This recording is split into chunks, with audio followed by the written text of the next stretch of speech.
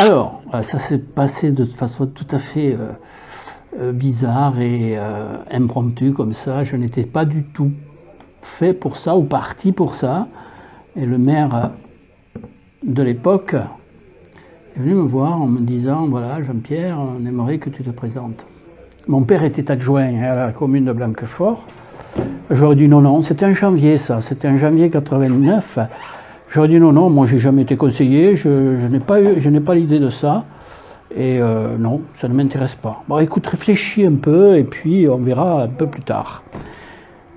J'ai réfléchi, j'ai posé quelques conditions. Je leur ai dit ok, mais bon, je souhaite choisir les gens avec qui je vais travailler et que ce soit forcément, et que ce soit pour moi, à la base, ça devait être une liste et des gens apolitiques. Enfin, apolitique, c'est un mot que je n'aime pas trop, mais de tout monde, de toute sensibilité, et avec l'idée très forte de travailler pour la commune.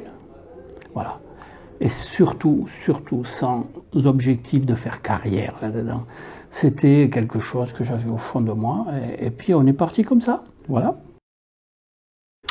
Bon, les élections étaient au mois de mars. La décision a été prise début février.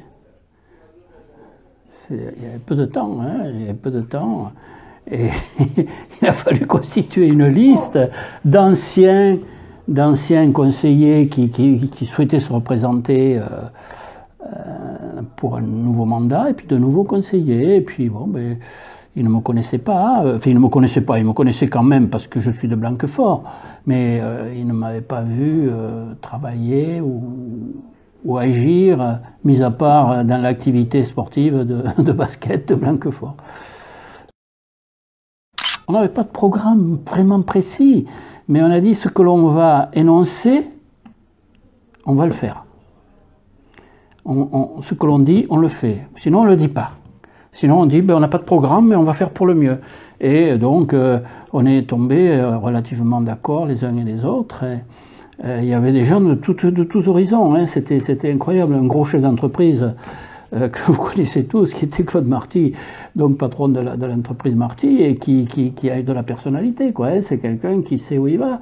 Il y avait l'ancien adjoint qui était Pierrot Brousse, qui aurait pu être maire 10 fois, mais qui voulait pas partir comme ça devant.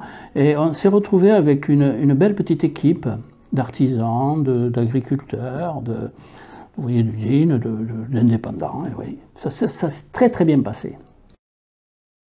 Oui, il y avait une autre liste, effectivement, il y avait une autre liste, et c'était bizarre, mais c'était un très bon copain qui était en face, puisque c'était mon voisin, quoi, en fait.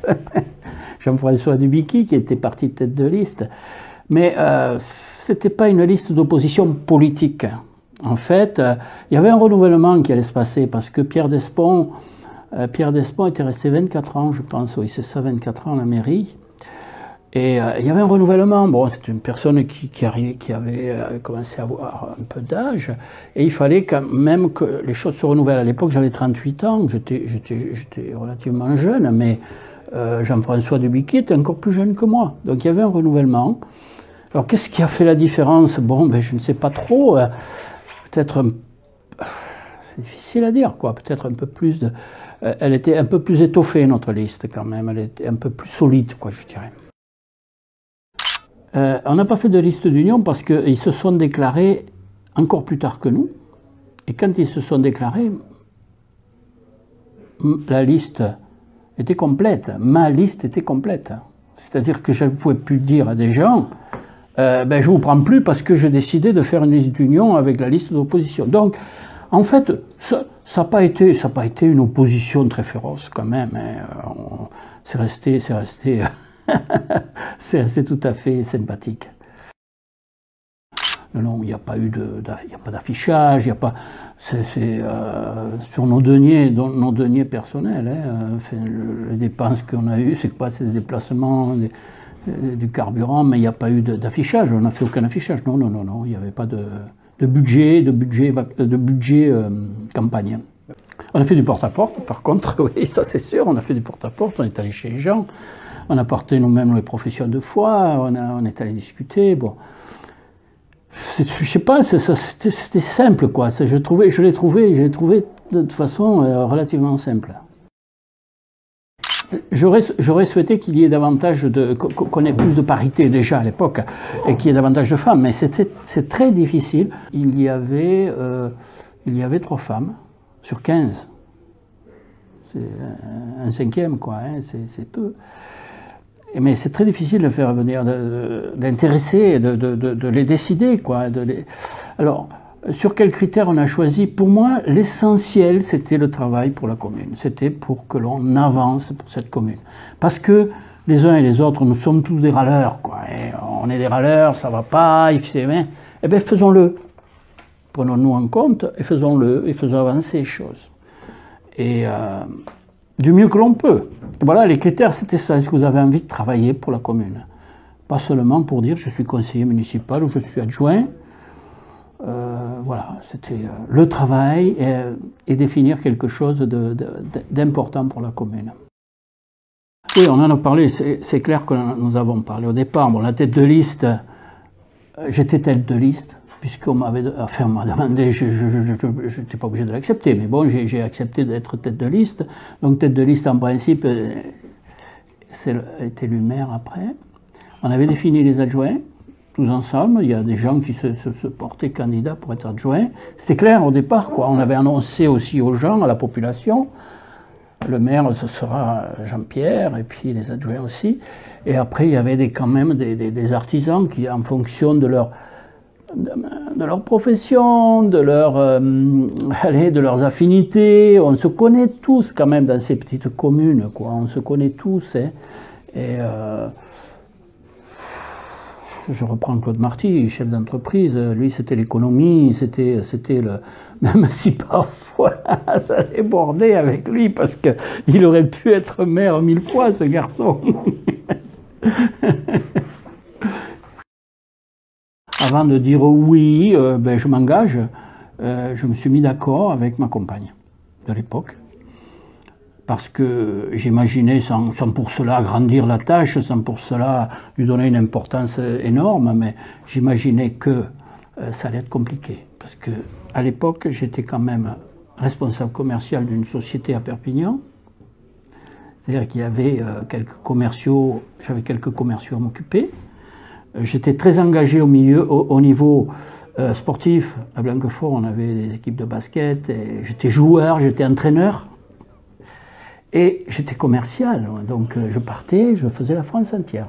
Donc attention, hein, à la maison, j'étais pas beaucoup, quoi. Et en plus, ça, c'est chargé. Alors, il faut dire une chose, je serais sûrement pas parti, ça j'ai oublié de le dire, s'il n'y avait pas eu un homme qui s'appelle Pierrot Brousse, qui est premier adjoint, et qui vraiment, quand j'étais absent, c'était le maire, quoi. En fait, je veux dire, on se partageait les rôles, on se partageait les tâches. C'est bizarre, mais enfin, c'est comme ça, les petites communes. Juste un petit aparté, c'est que les gens allaient voir Pierrot Brousse la semaine, parce que je n'étais pas là, pour exposer un problème. Et puis, quand je revenais, que j'avais ma permanence le samedi, ils revenaient me dire la même chose. Mais voilà, j'ai dit, mais vous en avez parlé avec l'adjoint? Oui, avec Pierrot Brousse, oui. Je vais dire la même chose, hein, je ne vais pas avoir un avis différent de mon adjoint. La situation budgétaire, non, je ne la connaissais pas, je ne m'intéressais pas du tout à la vie communale, quoi. Hein. C'était une équipe, la dernière équipe, bon, était là, pour moi, elle gérait le quotidien, quoi. Elle gérait les affaires courantes, ça bougeait pas, les gens avaient un peu, c'était ça, quoi, ça ronronnait, c'est une commune qui ronronnait quand même. Il faut pas faire trop de dépenses parce que si on fait trop de dépenses, on est foutu, quoi. Une commune, ça dépense pas, ça s'endette pas. Je dis pas qu'on s'est endetté outre mesure, mais enfin, on a essayé de faire avancer quand même les choses, quoi. Quand on est élu, il faut aller, à mon avis, il faut aller vite. Les choses, il faut les faire la première année ou la deuxième année. Il faut les mettre en place, même si elles ne sont pas finalisées totalement, il faut les mettre en place très vite. Parce que 6 ans, ça passe très vite. Et on s'aperçoit qu'on est vite noyé, parce qu'il y a quand même un flot de critiques qui arrive après. Quand vous êtes en place, bon, vous avez, comme tout élu, il y a un peu cette je ne peux pas appeler ça un état de grâce, mais bon, on va voir ce qu'ils vont faire, on va voir ce qu'ils veulent faire. Et puis après, ça y est, ah ouais, mais si, ah mais ça va pas, moi je pensais que vous auriez fait ça. Il faut mettre les choses au départ, il faut les mettre en route. Parce qu'autrement, 6 ans, on ne fait rien. Hein. En 6 ans, si on ne les met pas en route, on ne fait rien. Voilà. Et moi, ce que j'avais dit aux gens, j'avais écouté, même si on n'a pas de projet bien ficelé, ce que l'on dit, on va le faire. Parce que si on ne le fait pas, à quoi sert de le dire et à quoi sert de partir? Voilà. Donc, si je pouvais, entre parenthèses, donner un tout petit conseil, c'est de dire faites ce que vous dites. Pour moi, c'est la première chose à faire.